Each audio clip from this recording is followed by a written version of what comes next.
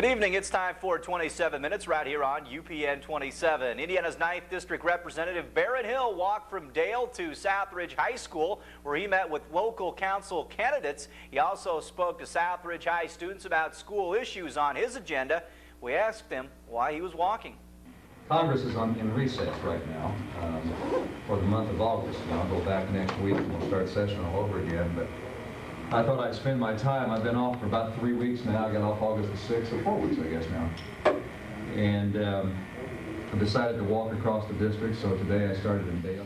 Indiana's 9th District Representative Barron Hill walked from Dale, Indiana to Honeyburg Southridge High School, where he met with local council candidates and spoke to Southridge students and sought their feelings about politics, as well as some school issues on his own agenda. As he approached the school, we asked him why he was walking. Very nice looking school. Question for you. Okay. You want me to stop? Why are you doing this? Well, I tell you, it's good exercise, first of all, to walk 15 miles in one day. But secondly, and more importantly, this gives me an opportunity to meet people I ordinarily wouldn't have the opportunity to meet. And when I walk into communities like this, I get the streets and I see the people who live along the streets, and it just gives me a better feel for the district. I want to know this district like the back of my hand, and walking into these communities helps me do that. So that's the reason why I do it. Okay, well, I'll get walking here again, then I'll have another question for you. Okay. Did you have many people come out and join you? I've had a lot of people walk with me today. I've had one of the county commissioners here walk with me today. I had a farmer walk with me today. I had made some congressional house calls, as I call them. People will come and stop and say that they've got a Social Security problem. I had a guy back here stop me with a Medicaid problem that he's having with his daughter. So these are opportunities that I can take advantage of and help people. We're here a little early. We got here early, didn't we? As he approached Southridge, he gave us an overview of an issue he and his staff hope to address. Very kind. I'll see you next time. Okay. In the year 2000, is there a particular bill or something you'll be looking at? I know schools are of great interest to you. Is there something in the future that you looking forward to? I'm working on a small school initiative. I am drafting some legislation.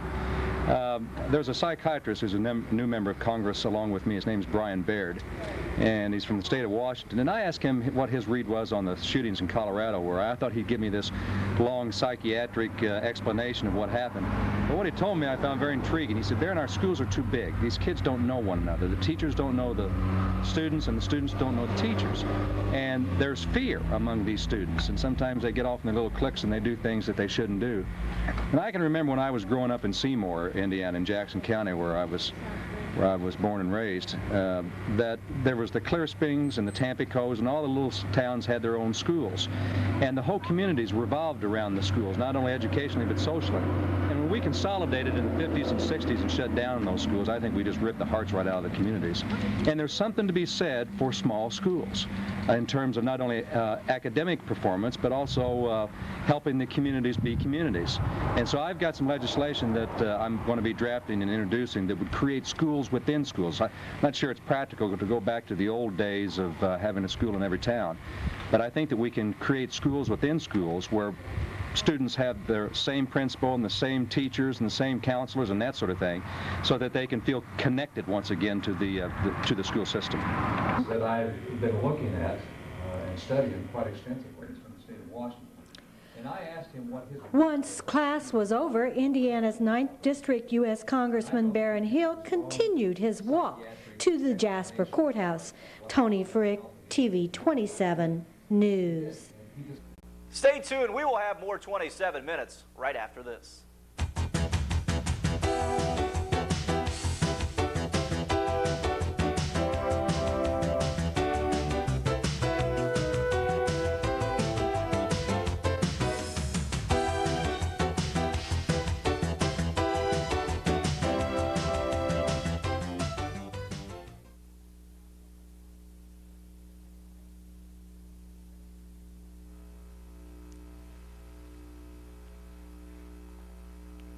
Yep.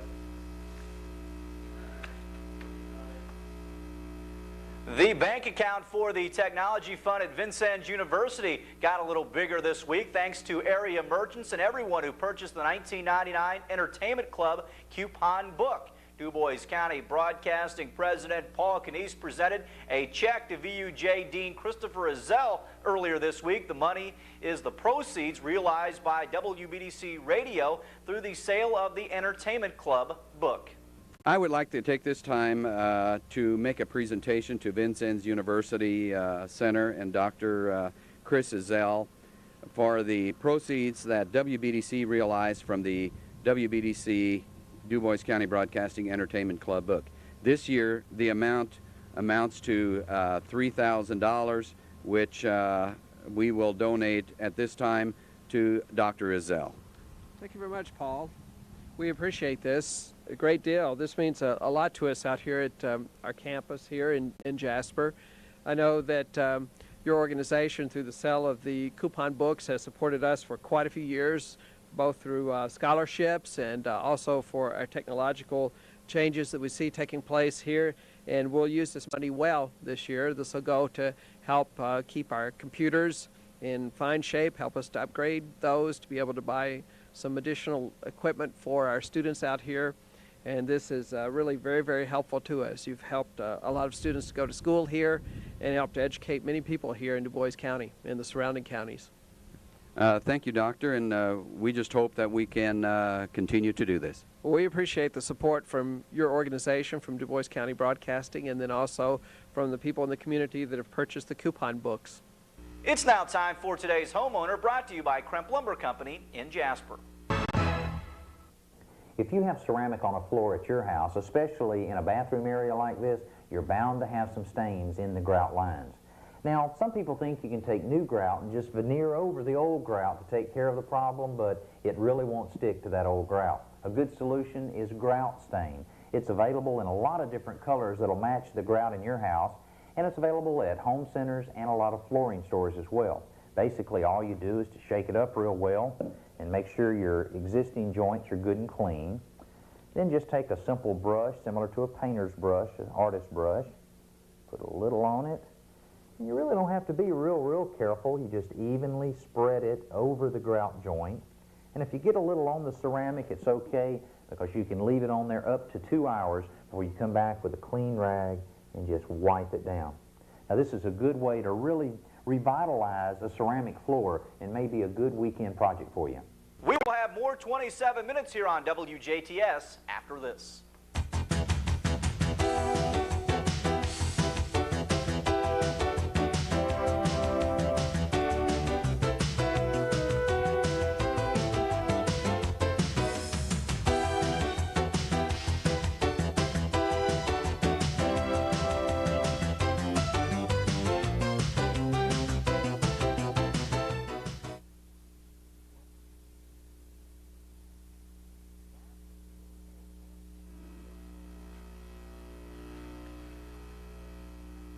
Yep.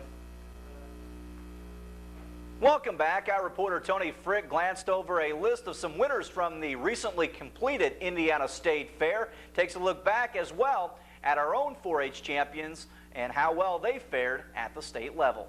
Tremendously big frame, but probably the longest sided you in here. The Du Bois County Extension Office is beginning to receive results from the 1999 Indiana State Fair, and they are proud of a job well done. Grand Champion ribbons are not part of the State Fair. Blue ribbons are, and 88 of 143 4-H exhibitors whose standings are back received blue ribbons. With the nickel line, that makes it 29.90. In addition, 27 received blue with merit, which is an even greater recognition. She walked down the aisle in her wedding gown of white satin, made and designed by her mother, Norma Blackgrove. Others came home as winners, as did Norma Blackgrove for the wedding gown she made, which was modeled by her daughter, Heather Treader. Runner-up in that professional division for the Indiana State Fair Fashion Show was Keena Ruxer with the family outfits she made. And in Division II, Sharon James was the winner with her dress for her niece, Melissa Miller. 8 years old and will be in 3rd grade at Bar Reed. Her favorite place to swim is in the... In public speaking, as champion Matt Leveron has earned a trip to Washington, D.C. When it comes to livestock, not all the county grand champions compete at the state level, where entries and fees are in by April. But DuBois County's Greg Lindar of Lindar Farms in Ferdinand did come home with the championship. I think that's very important, folks. I think these kids need to know some about their product, what they're sending to the rail, what they're feeding to go to the rail, and I think that's definitely important. For the last 3 years, the DuBois County 4-H Fair has sponsored an event called the Round Robin, where 4-Hers show off their showmanship. Another question I asked them, what do we call that, crowd? During the 1999 DuBois County 4-H Fair, I spoke to Judge Jarrett Shipman, who has been showing livestock since he was 6 and judging just about as long. Here's a look back at what Round Robin showmanship is all about. I think clearly the red steer down there follows the type of this steer most closely of all the rest of the calves in the ring.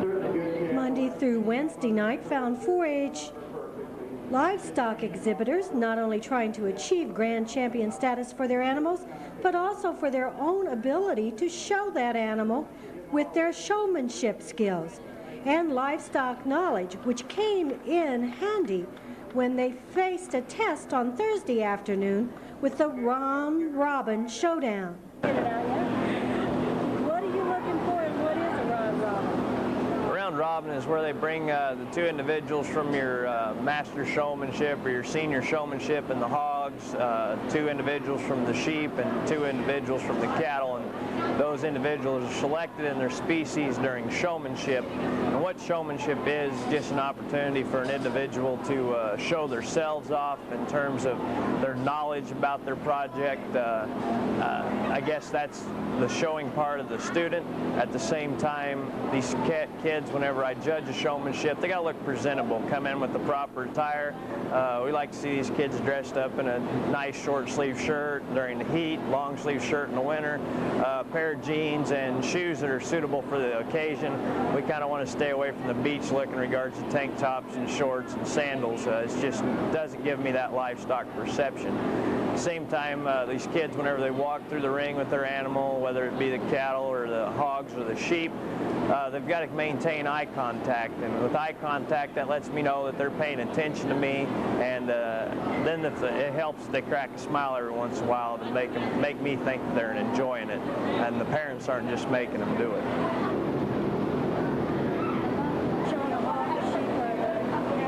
There are some differences. I guess the big thing that they all have in common is that you have to keep your animal between you and the judge or the 4-H'er and myself in this afternoon's case. You got to keep that animal in between us. That way I see all aspects of the animal from the side and from behind and up front. There's some differences, but not many. In the sheep deal, these kids, whenever I come up and look at their lamb's front end, they turn and get out of the way, and they pivot around their lamb to see where I'm at in order to keep eye contact. Cattle side of things, there's not very much difference in between that and the sheep, other than the fact that I like whenever I'm judging cattle showmanship, for those kids to stay in one place. If you get to moving, a younger kid gets to moving too fast and makes a wrong move and spooks a steer, and that kid could get injured. Not to give people the wrong impression that the cattle have been worked with at home and the parents have helped out these younger kids, all that's to the side.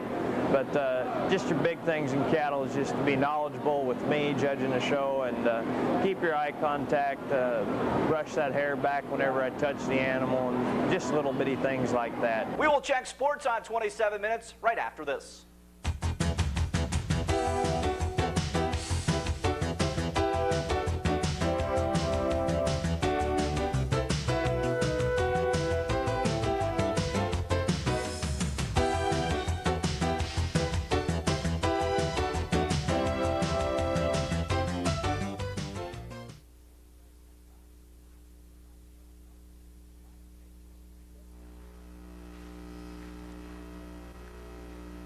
Yep.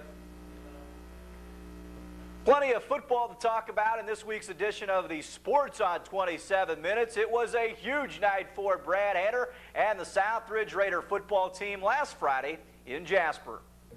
For the second time in 2 seasons and the first time in school history, Southridge has beaten Jasper on the high school football field. The latest victory was a 20-13 win in front of a big crowd at Alumni Stadium. The Raiders took their opening drive of the game and scored as Corey Menke kept the ball on the option and scored from the 25-yard line. The PAT kick was off the mark. It was 6-0 Raiders. Jasper took a 7-6 lead with 4:13 to go in the second quarter as Matt Cartwright capped a solid Jasper drive with a 1-yard run. Cartwright had 162 yards on 30 carries in the game. The Brock Werney PAT kick was good. Southridge struck quick to take a 12-7 lead into the locker room at halftime. With 2:26 to go, Corey Menke carried in from the 4-yard line. The PAT run was no good.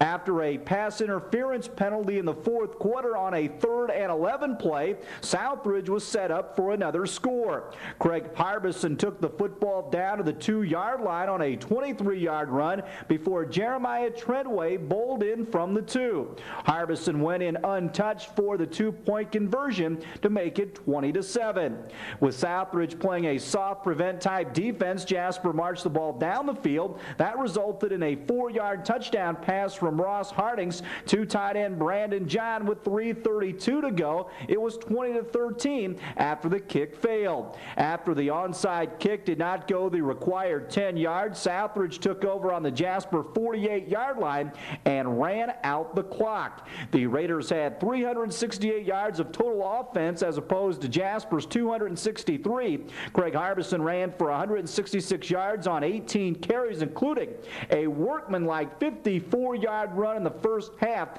that helped set the tone for the evening. Once again, the Raiders 20, the Wildcats 13. Here's Raider coach Brad Hanner.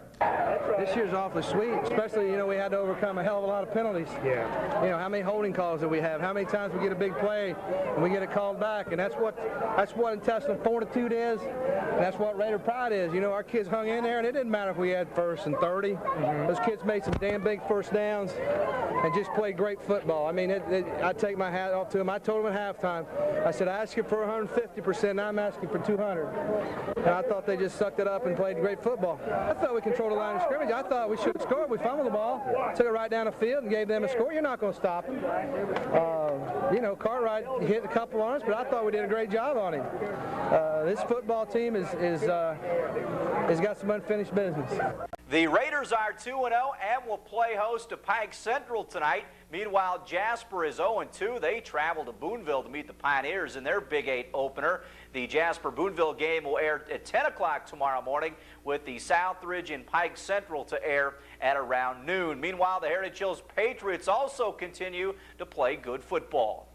For the second straight week, the Patriots were involved in a blowout. The Patriots rocked Tell City 36-14. John Goldsberry, who once again battled cramps, scored the Patriots' first touchdown with a 10-yard run at the 6:15 mark in the first quarter. He also added the PAT run. Jake Cutler then went to work through the air. He hit senior end Simon Yoakum on a 33-yard touchdown pass play, put the Pats up 15-zip after the Ryan Elliott PAT kick. Cutler then showed his ability to run the football for the Patriots' next score. He started the second quarter scoring by ripping off a 42-yard option keeper, breaking a bevy of Tell City tackle attempts on the way to pay dirt. Patriots made it 29-0 in the second quarter as Cutler connected with Goldsberry for a 10-yard pass play to open up the lead. The marksman got on the scoreboard before halftime when Phil Johnson lofted a 31-yard touchdown pass to wide receiver Kyle Sweat. Cutler increased the Patriot lead to 36-7 in the third when he scored on a 15-yard run. Nick Yuta scored a late touchdown for the marksman. The Patriot defense did a solid job on Phil Johnson, holding the sophomore quarterback to 13 of 33 passing. He was picked off 3 times by the Patriot D. They also held the marksman to 87 yards rushing. Once again, again the final in Lincoln City. Heritage Hills 36, Tell City 14. The Patriots and Bob Clayton are on the road at Wood Memorial. This game will air for you beginning at around 2 following the previous 2 games here on UPN 27. Meanwhile, all 3 of the Big 3 Indiana college football teams will be in action tomorrow. IU will open up their season at home against the Ball State Cardinals. The Hoosiers made a little progress last year in Coach Cam Cameron's second year at the helm, but the coach says he knows that, but the team must also get better as well. It was really an exciting year last year. We lost a lot of close games. I think as we look back through the season, we lose 5 games in the fourth quarter. I'm sure we'd like to have won them all, and that's where we got to make our the most progress this year, because we're going to be a better football team. Got a lot of guys returning, but by golly, you got to find a way to win those close ball games. And no one said it was going to be easy. You're going to have to get better each year. How did spring practice go? I know that's a good time for coaches to evaluate without the pressures of a game prep or whatnot. I'm sure you got a chance to work on the kicking game. How was the spring? Well, we like to try to put a little pressure on our guys in the spring, because everybody gets 15 practices, right? And I think it's the team that makes the most of those 15 that's going to make the most improvements. So that was our focus. I thought I was pleased we came out relatively injury-free. It was nice that Antoine, coming off of basketball with a broken hand, was able to make it through all 15 practices without an injury.